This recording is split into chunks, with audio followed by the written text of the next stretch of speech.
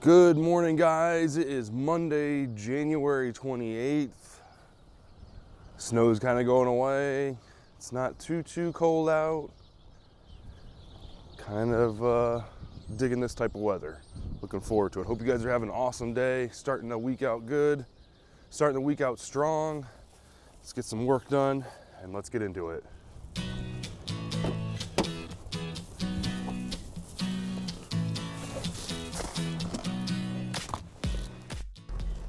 All right, so I hope you guys are having an awesome day. Let's get this week started out right. Got a ton of work done yesterday.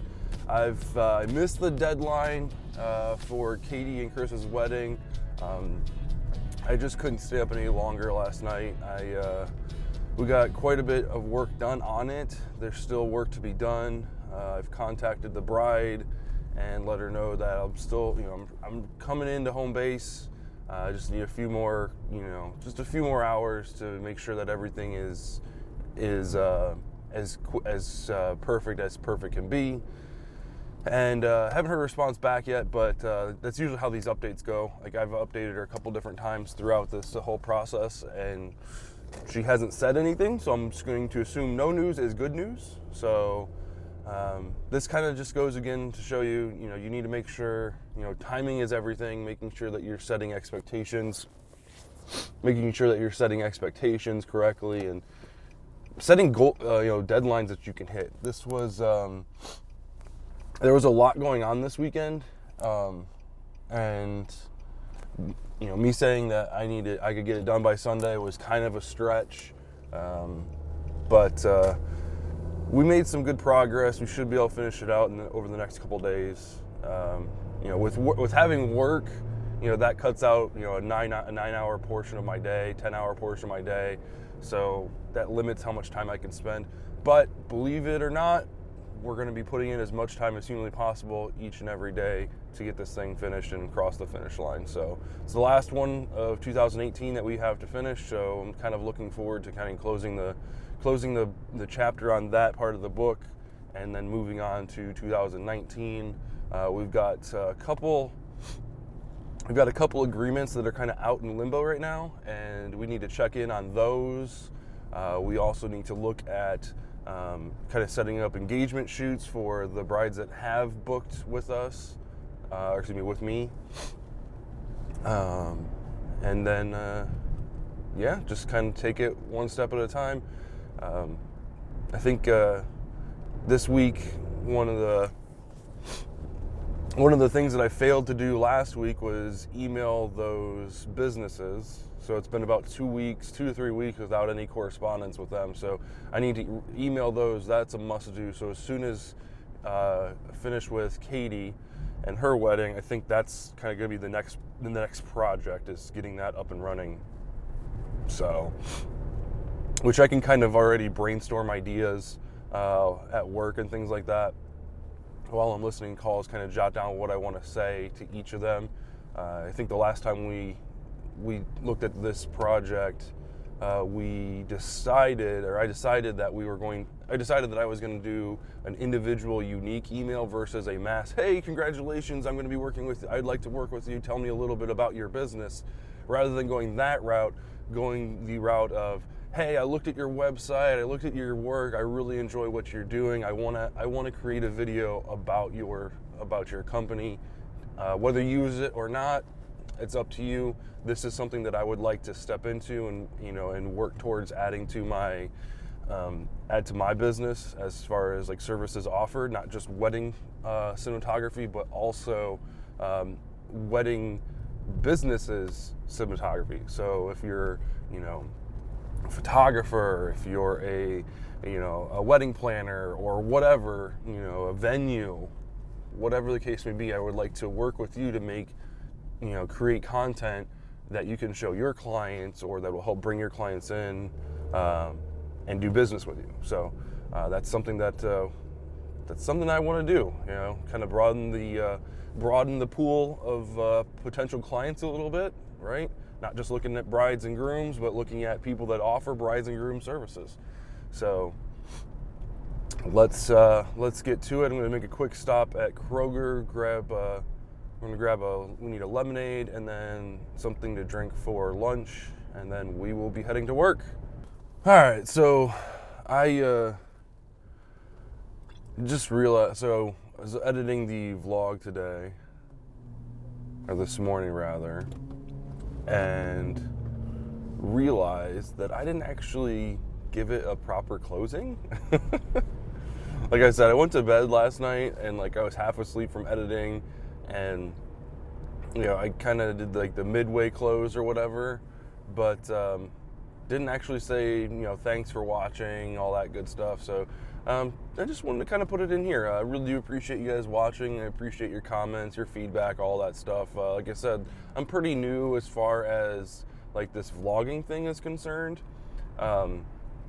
But this 30-day challenge is going really well. Kind of testing out a few different like formats and things like that. Different types of content that I put up on screen for you guys. Trying to balance the time lapses and the personal life and the business and like the take home content for like small businesses and stuff like that. I'm trying to figure out a good balance for all that, because I don't want it to be all time lapse and I don't want it to be all about business. I want it to be a collection of things. I'm just trying to find is it 50 25 25, is it 75 15 10? What's kind of the balance between all those things. And obviously I want to put myself out there. This is a vlog about me and my business, and my family's part of that, and my hobbies are a part of that, but obviously the majority of the vlogs should be about the business side of stuff. I'm just trying to figure out what the perfect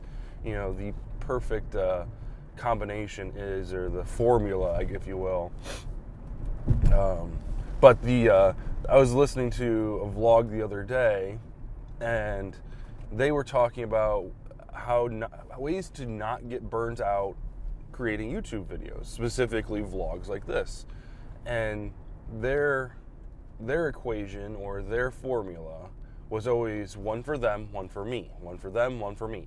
So when you say them, they're talking about their audience, right? One video about what the channel's about. So if you were to take my channel, for example, one video about the business side of creating a business, running a business, growing a business, things like that. One video about that, and then the next video is about me, about board games, or playing, taking the kids on an adventure, or family time, or solving puzzles like we did in the last video, things like that. And to be honest with you, like, I like that idea, like, and that's a 50-50 split, right? That's exactly what that is. It's one for you, one for me, 50-50. But I think I would rather make a video that has a little bit of both in them, so that way there's something for everybody in every video. So at least starting out, maybe as we grow bigger and bigger, maybe it'll be one for you, one for me type of thing, or whatever. We'll see. But I think for now, it's trying to strike that balance and figure out which is what makes for the most entertainment and the most value. So we're gonna try it out and see what we can do. So we stopped by Kroger, we got ourselves our lemonade, and then we picked up a sparkling water for lunch.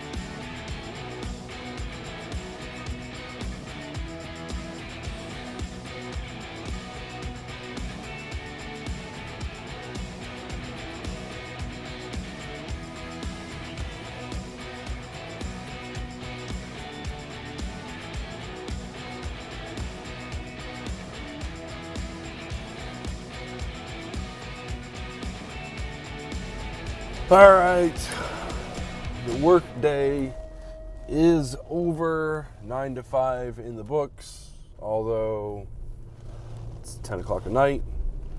So I'm gonna go home. Pretty sure Amanda is either asleep in bed with Sawyer or upstairs sleeping. So I'll probably go home, make myself something to eat, and then head downstairs and get some editing done. Probably try to edit this vlog as quickly as possible so that way it's up and ready for you guys tomorrow morning. I guess as you're listening to this morning.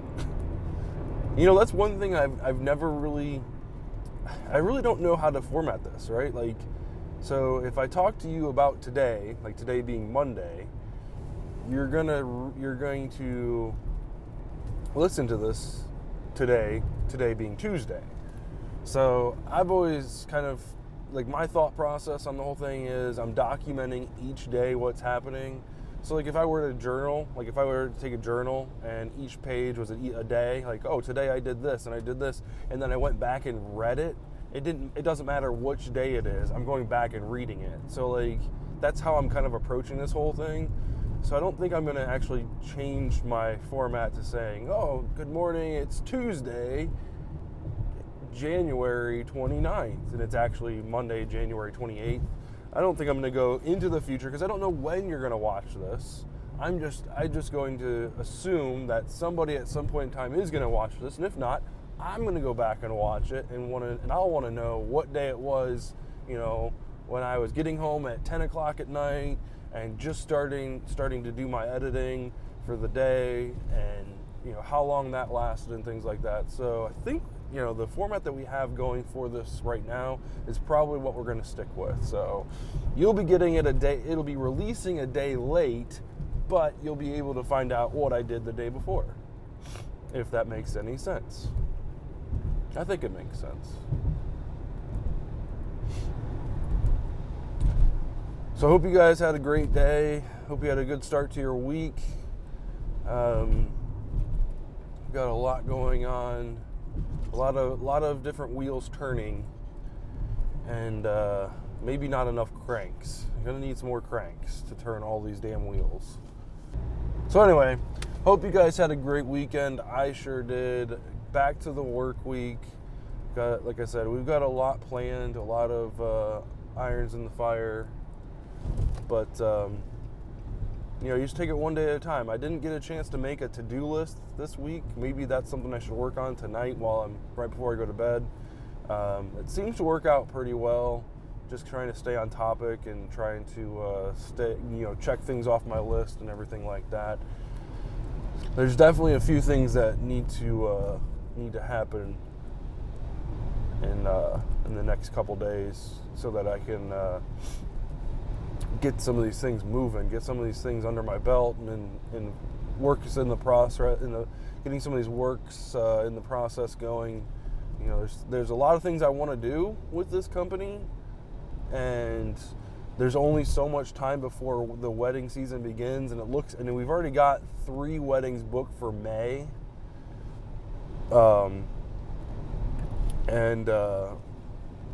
Those I've got 2 more that are kind of out, 2 more bids that are kind of out in the open, so that could be 5 weddings in 1 month. So, you know, once January, February, March, and April that's kind of like my prime time where I can, you know, get my name out there, get some things done like websites and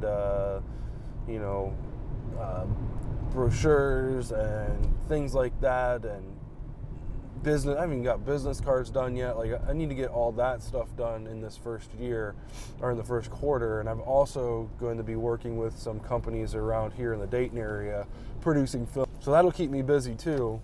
But that other stuff has to get done. The other thing that I'm shocked and is probably working against me is I haven't had a chance to publish any of my videos. Right? All my videos from last year are still in the hands of my clients, and that's it. Like, I haven't put any on Facebook, I haven't put any up on a website or YouTube channel. So I need to set time aside to do that. So I think next week will be a good week to do that. Only because this last one that I'm working on, that'll give her some time to enjoy her film before we kind of publish, the highlight reel and the teaser trailer to the internet. So we want to make sure that, we want to respect the bride and the groom and all that, and make sure that they have time to share it with their family and loved ones before we kind of say, hey, look what we did last week. You know what I mean? So the other thing I would like to do is put together kind of like a questionnaire for two different people, right? I would like to create a questionnaire for the couples that did hire me and the couples that did not hire me. There's a couple questions in there that I really think would help me not necessarily shape my business, but they might influence my business decisions here, trying to acquire more work and trying to, win more work and things like that. So and the thing is, a lot of that feedback and I know exactly, a lot of that feedback from customers, or a lot of that feedback from people that didn't hire me is going to go, oh, well, it's too expensive, we couldn't afford it, things like that. And that's fine. That's a fine objection, but I need to know that going into my sales pitch. That way I can handle that objection, right? If they didn't come back and say, oh, well, we just didn't respond because it was out of our price range, right? That's something I need to figure out how to get them to tell me, right? So, and that only comes through in a phone conversation. Very rarely will a client say over a text message, say, oh, that's too far on my price point, or it's too far on my budget. They won't say that. They'll just stop responding to you. Whereas if you're talking to someone, very rarely will they just flat up hang up on you, especially on these types of phone calls. Now, if you're, calling, trying to sell them more cable channels or whatever, then yeah, that's a possibility. But trying to get those types of pieces of feedback would be great. So I think maybe next week, two of the main points are going to be updating our YouTube channel with a couple of those videos that we finished from 2018, or at least developing a release schedule for them, right? We don't want to just throw them all up on there at once. Put one up, one every couple days, and kind of make a schedule out of it so they each have time to gain their own momentum. And then the other thing is going to be getting those questionnaires put together. I think this week's top priority is finishing the Katie Chris wedding. That's top priority. And then B, getting those emails out. I know we've been saying both of those last week were a thing, but this week this has gotta happen. So, all right. So we made it home. Looks like Amanda's mom brought us over some Lee's famous recipe chicken. Gotta love that. So we got some chicken tenders, mashed potatoes, gravy, and then the coup de grace bonsai sauce. If you got Lee's, you have to have bonsai sauce. It's like chicken McNuggets and sweet and sour sauce. You just can't. If you don't, you're wrong. But you're not really wrong. That's just my favorite. So then we also were drinking some hard apple cider. Love this stuff. This is my second choice when it comes to apple cider. First choice is obviously Angry Orchard, the green apple version or whatever. But when this stuff is on sale, it's like $7 for a 6-pack. It's pretty. You can't go wrong when you're spending $1.25 for a beer. Good stuff. So we're gonna eat. While we're eating, we're gonna catch up on some of the YouTube channels that I didn't get a chance to catch up to on today because I had to run home to post the podcast. Usually when on my lunch breaks, that's kind of when I consume my YouTube videos and things like that. So got a little bit catching up to do. Enjoy. So this is Scott McKenna's post from today, his video that went up. He's a videographer, cinematographer in the Philadelphia region, specifically, just basically Pennsylvania. And, I mean, first of all, he's probably the videographer that I look up to the most as far as like success stories goes. And that's kind of for a couple different reasons. Number one, it's the way he builds his channel, the way he presents his content, is very similar to the way that I kind of see mine. But this show or this podcast that he released the full video on today, kind of paints a really clear picture for my future. He kind of talks about in here how he's, he always, when he does something, he doesn't half-ass it. He always, if he's doing something, he's all in, 100% to the maximum. And talks about how he's a competitive person, and those words and those phrases are very descriptive of myself. And I'm one of those people that you can't tell me I can't do something, right? We've talked about this in the past, where if you tell me I'm not able to do something, I'm going to try that much harder to prove you wrong. And not just to prove you wrong, but to prove that I can do it. Because I know if I want to do something, and I believe it's an achievable goal, and even if it's not an achievable goal, I'm still going to put in my best effort. I'm going to put in the long hours. I'm going to put in the time needed to reach that goal. And in the end, if I fail, I'm going to look back and say, okay, this is where I went wrong. This is this is the mistake I made here. I should have done this differently. This was a missed opportunity, and learn from those mistakes. And I feel like the podcasts and the vlogs and all of Scott's material that he releases, all of his content, it's really inspirational to me. I probably watch about 4 or 5 different videographers, professional videographers that have fairly large channels. I mean, he's sitting at 33,000 subscribers right now. So his story, like I said, really speaks to me, and not that the other ones don't. And who is Matt? He's got an even larger following. I think he's up in the hundreds of thousands of followers. But not to say that his strategy and the way he presents himself is bad or wrong or anything like that. But for some reason, I don't know what it is about Scott.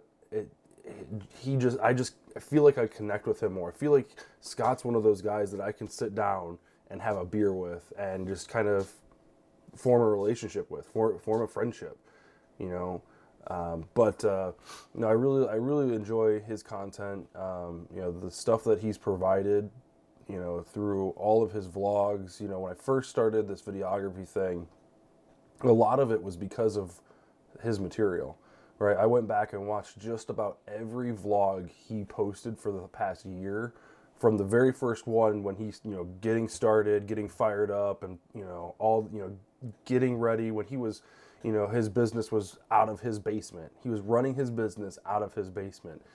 Just that idea of that's exactly where I'm at right now. I'm working a 45 to 50 hour work week job, have a family, have a mortgage, and I'm trying to start this videography business. Not because I think it's, the money's good or it's going to be lucrative for the family, but I do think that, but it's something that I just enjoy doing, right? I enjoy capturing these special moments for people. And, I come from a graphic design background, so like advertising and marketing and, and branding and putting ideas to paper is it kind of stimulates my brain the same way that putting ideas to film, right? It's very, and it's the reaction that I get from brides, about when I deliver their videos, and the more and more I do it, I get these messages and these text messages and these direct messages back about, oh my God, this was perfect. Like, I can't stop crying. I can't stop watching it over and over again. This is amazing. Thank you so much. Blah, blah, blah. And that reaction makes me feel really good. So much so that I almost want to be there with the bride and groom when they watch it the first time. But that's the thing. I don't know if that is an organic experience for them, right? I want them to have that experience where they tear up when they see, like, them saying their vows, or they see their location, or they relive those moments, whether it's a serious moment, or maybe it's, a mix up where you say the wrong lines, or, in my experience, when the priest, introduces you and your wife with her last name versus my last name, like that kind of stuff. I don't know if you can get organic experiences with me sitting in the room. So that's something I'll have to think about. But Scott's channel by far has helped me the greatest. Learning how to present myself, learning how the business works, learning what pitfalls to avoid, and while the one thing that we differ on quite a bit is the equipment side of things, because I just don't have the expenses to afford that type of equipment that he has right now. Granted, he's started his business a few years ago, and hearing this story that he's telling right now about the equipment that he uses, it's kind of on parallel with what I'm starting with nowadays, right? So it just makes me feel good that, like, the starting point, I have a similar starting point that he'd had, and look where he's got, and look the inspiration that he's provided me. I'm hoping that, in turn, I'm providing inspiration to you guys, and it can be done. Like, it's possible. Like, it's not like becoming a pro athlete or some, like, some swan song dream that I want to become this, like an astronaut, or that stuff. That stuff doesn't happen overnight either, right? Then that's not like you're born with it or you're not. That's hard work. Take the pro athlete, for example, right? That's hard work every day. That's attention to your academics. That's attention to your, what you're doing on and off the court. It's, it's not just, well, I practice hard for this hour today, so I'm good to go. Bye. Like, no, it's every day. What are you doing? What are you doing outside of your actual career to further your chances of moving to the next level? And do you know what your goals are and stuff like that? And he's really kind of shown me how to identify that stuff and move forward and move, put a plan in place to hit those step goals to be where I want to be. So I really, really just want to, I doubt he'll watch this video. I don't think, I doubt I don't blame him, right? But Scott, you are an inspiration. I truly, truly do appreciate the work, the dedication that you have in your videos. Really do appreciate it, man. Thanks. So this is Craig Adams' YouTube channel, and I recently started following, subscribing to his channel, based off of recommendation YouTube made, and it doesn't look like he produces as much content, like quantity wise, as like Scott, but like some of the places he goes and some of the things that he does, like here's he's got a first trip in Tokyo, like it's just amazing. Like, and I don't think, while I think this part of my life might be over, where I can just travel just to travel, it would be awesome to be in a place where I can just pack up and let's take a trip. Let's go somewhere, right? And having a 9 to 5 job and working 40 hours a week on video, like I don't think that's going to be possible. So like, once we get to a certain place in our lives where we can actually do something like that, like this is just awesome to watch these videos of his. The other thing that I really enjoy about Craig is his take on minimalism.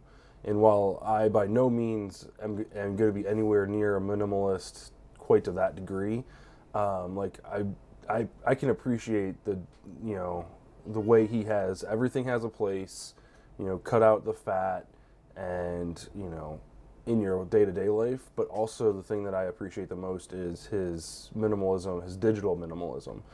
That's something that kind of inspires me to do better as far as having a structured plan on where things go and what do I keep and what I delete, and making sure I'm staying on top of my inboxes and things like that. So it's